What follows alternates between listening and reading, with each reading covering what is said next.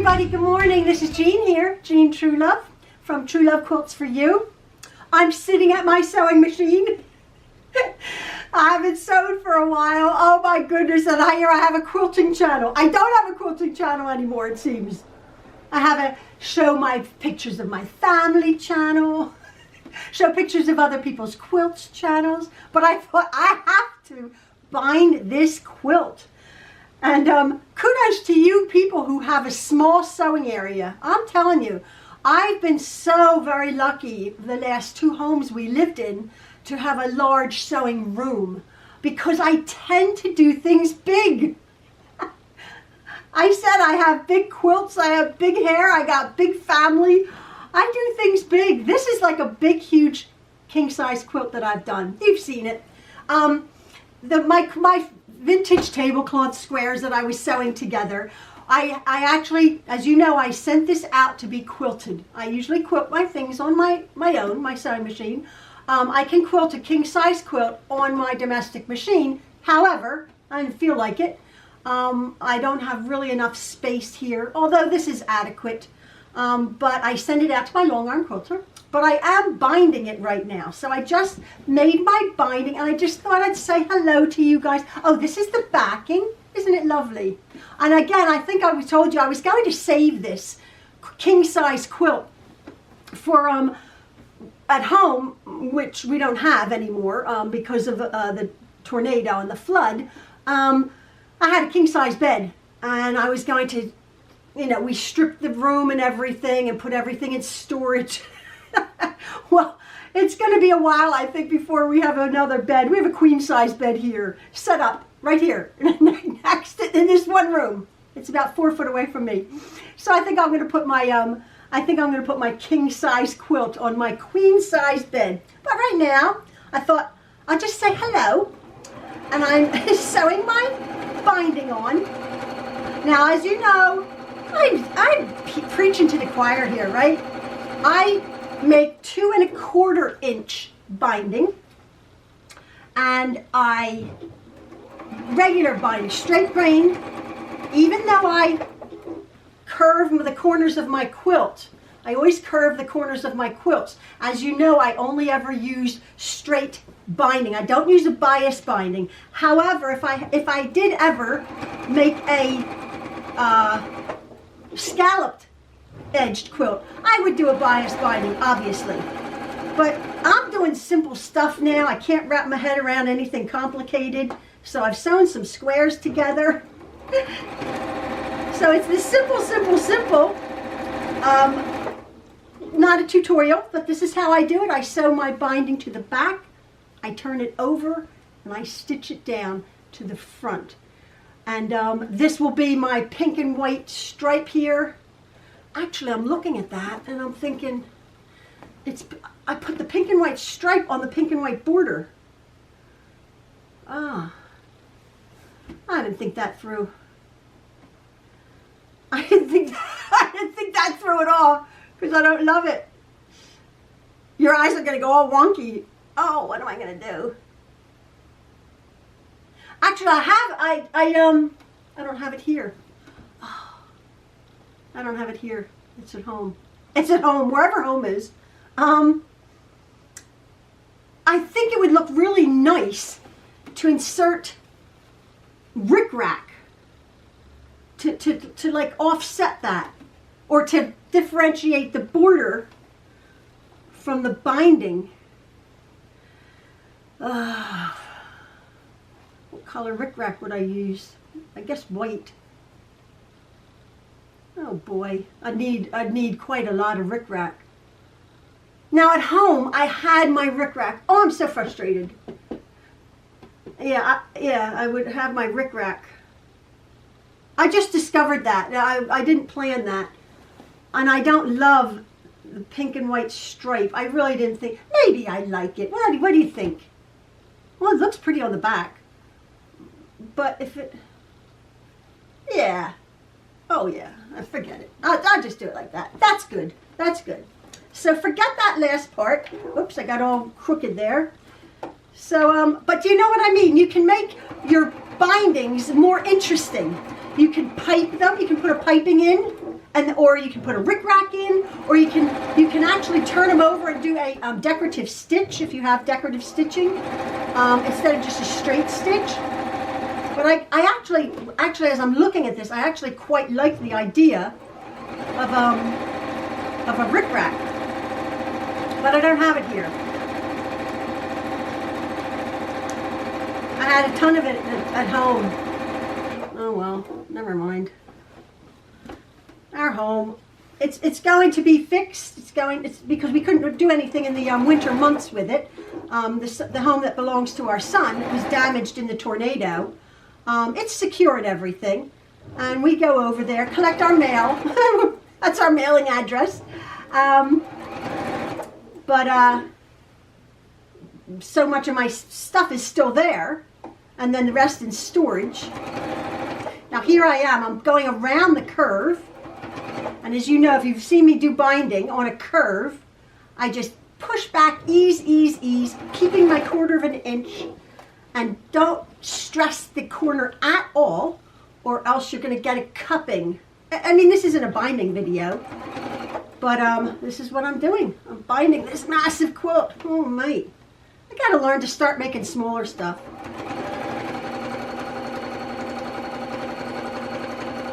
So let me see if that will be okay. There's my, let me do a little bit more. Oh, flippin' heck, it's so heavy. David, I believe you used the cotton inside. The batting is 100%, I believe it's 100% cotton. So there's my corner, and then when I do it, it just turns right over like that. See? I don't know if you can see that. Just real nice.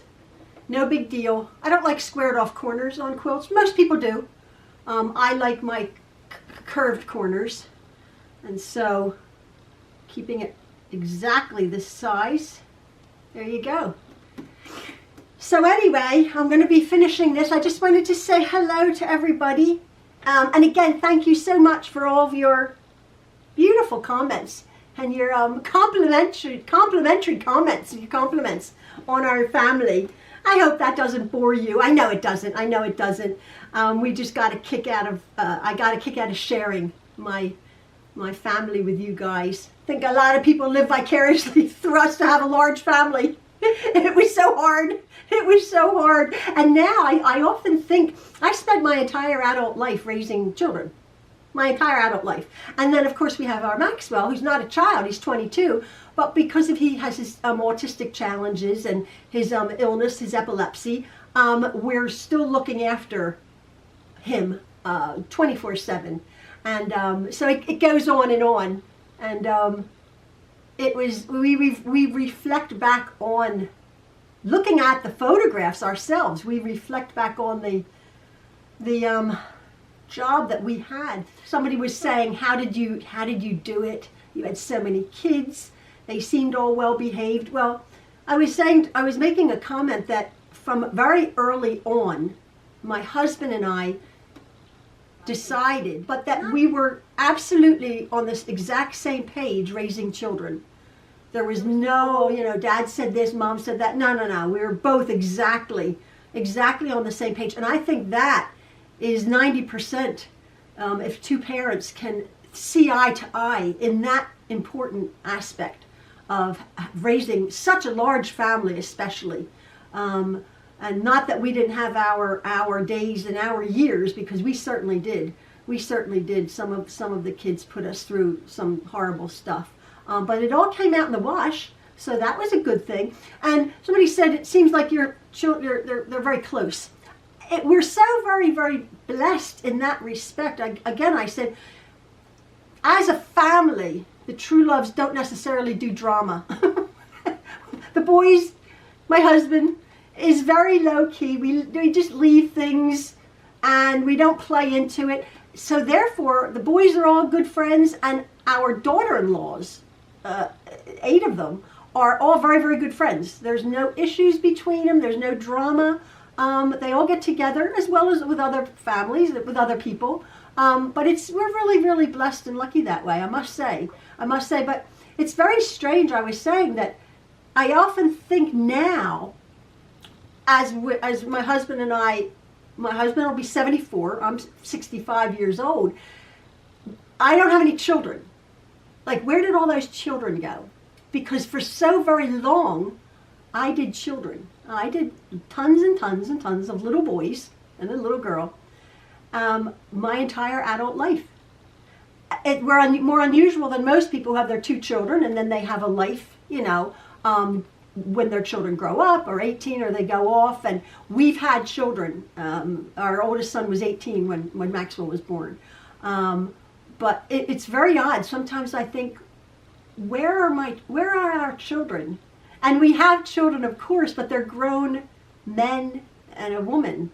I just think it's very odd. Maybe I'm unusual to express it that way. But I just sometimes think, here we are. We just have Maxwell, and if Maxwell was capable of living on his own and out there, like all of the others, it would just be my husband and I. Which is okay, but it's just an odd dynamic for us, having had children in our whole entire existence, and then we don't have them. It's very, very strange. It's very nice, actually.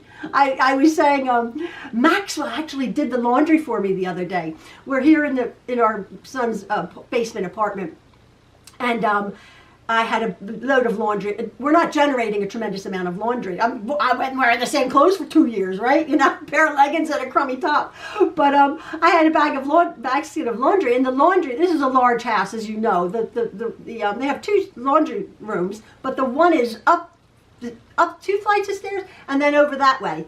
And I thought, oh my goodness, in a whole other room of that wing of the house. And I said, to schlep up the laundry baskets and everything. Anyway, Maxwell the other day, he said, I'll do your laundry. I thought, okay, I'm going to come out with pink underwear with the red tops. I didn't. He didn't.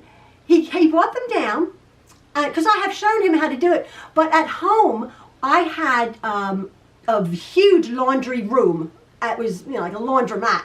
I had 2 washing machines and 3 dryers going. I was doing, at the height of when the 12 of us, the 10 children lived there, I was doing about 10 loads a day, because inevitably we had 4 kids at nighttime in diapers. Somebody would wet the bed and I had to wash everything, and the amount of clothing that was generated. So I was doing laundry all the time. Now it's amazing. I did sort of teach them all how to use the washer and dryers. However, the washer and dryers in our family home were so precious to me that if they broke, you know, with you know, boys turning knobs and everything, and you know, just I let one of the kids do the laundry, and I went down, there's my phone, and he actually put in about 12 pairs of jeans, and I thought, oh no. And in the dryer, I thought, oh no, you know. So I had taught Maxwell how to do it, and that was really awesome. I just had to answer the phone, excuse me, my camera clicked off. Yeah, I had taught Maxwell how to do the laundry here, actually. And I had to learn it because I had top-loading machines at home, like just normal, but here they have like the front-loading ones and the all computerized ones, and you program it in. So our daughter-in-law had to show us both how to do it. So Maxwell did it the other day. He said, oh, I'll do the laundry. And I'm like, yeah, go ahead. And he didn't fold the laundry. He came down back with the basket, and he hadn't folded everything, but he took it out of the dryer. And I'm telling you, he did a really good, so I quickly folded it, because obviously when I was doing laundry, I would fold everything right out of the dryer. But the fact that he did it, he brought it back down, I'm like, oh, I can get used to this. I'm not doing laundry. Can you start to cook? I really wish he would start to cook, learn to cook. I don't love cooking. We have this little kitchen here, and we eat well, but I don't love cooking. It doesn't come naturally to me. I would much rather be cleaning or doing something else, sewing, obviously. But we have this little kitchen here. In the last few years, I've not cooked as much as I did when we were raising children, obviously. We had the 10 children living at home, and in our kitchen in our family home, I had 2 of everything. 2 refrigerators, 2 stoves, 2 dishwashers, 2 sinks, 2 ovens. We had 2 microwaves. We had 2 of everything in a very large kitchen. And stools. We had 8 stools and a table for our large family. And I cooked every night. And even though I don't like cooking, and my husband always says, you should be honored that you were feeding your family, because that was my job. I was a stay-at-home mom, and I made lovely meals, even though I didn't love it. I made good food. But I thought it was interesting. I was in the store the other day looking. My husband's English. He likes his meat and 2 veg. I was looking at meat. Oh my goodness. Even though it's just the 3 of us, I don't need as much. I used to cook 2 chickens for 1 meal. Now I can get away with a couple of chicken breasts, right? But I was looking at a joint of roast beef. We used to eat a lot. And oh my goodness, when our children 20, 25, 30 years ago were growing up, it was cheaper to eat good food. Junk food was expensive. Now it's opposite. Isn't that wicked? Junk food is cheap. Good food is really expensive. I couldn't believe it. I was like, oh my word. I mean, that's nothing new, but it was like the prices of food have really gone up. And I was thinking it was expensive enough when we were feeding our children. Oh my goodness, a good food, what it would be now. But yeah, I used to cook, and I was thinking, some of our children like to cook, and they are good at it. Our oldest son, Luke, is an excellent cook. Oh my word, he makes beautiful food. Our son Jordan, they enjoy it. They didn't get that from me, because I did it. I fed my family, but I didn't enjoy it. So now it's like, what's for dinner? I'm like, oh, a bowl of Lucky Charms, some cereal. Let's have some pretzels and a beer. No. But I still cook a bit. But I often, as I was saying, I often wonder, how in the world did we do it? People say that. How did you do it? I'm thinking, well, we just did. We just did. We were I was in a comment, I made the 80s and the 90s. From 81 to 99, we had children. And the 80s and the 90s are a bit of a blur. They just came and they went, because they were the 2 decades that we just kept having children. And we just did it. I enjoyed it. I enjoyed it. Believe it or not, this is a little, I'll finish up in a minute, but believe it or not, I was married before. I knew how not to have children. And I didn't like children. I was not maternal at all. I knew how not to have them.